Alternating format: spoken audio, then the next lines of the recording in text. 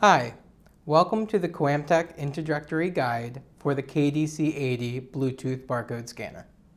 The KDC80 is the successor to the popular KDC200 scanner and features excellent upgrades such as BLE 5.0 connectivity and fast and easy NFC pairing for Android.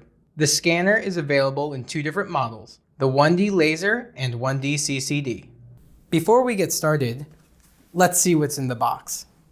Included with your scanner is a protective silicone boot, KDC lanyard with belt clip attachment, a Type-C USB cable for charging and data transfer, the KOAMTAC Quick Manual, KDC Mini Guide, and the KOAMTAC On Guide. The KDC80 has three buttons for operation: the scan button and the up and down buttons. To turn the scanner on, press and hold both the scan and down buttons for approximately 3 seconds. To turn it off, press and hold the same scan and down buttons for 3 seconds again. To access the menu for pairing and configuration options, press the up and down buttons simultaneously.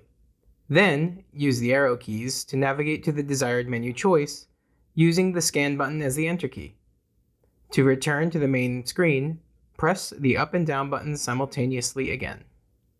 The KDC80 can connect via Bluetooth to your smartphone, tablet, or other devices in several ways. It features quick NFC pairing for capable Android devices.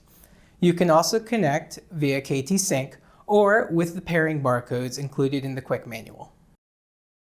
To use the scanner, simply press the scan button while aiming at the desired barcode. If the read is successful, you will hear a single beep, and the LED will glow green. The scan data will display on the screen. If the scan is unsuccessful, you will hear multiple beeps, and the LED will show red. Read failed will appear on the screen.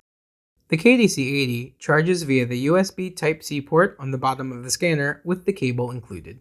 The KDC80 has a rechargeable 200 mAh battery inside, which can be changed by unscrewing the back cover.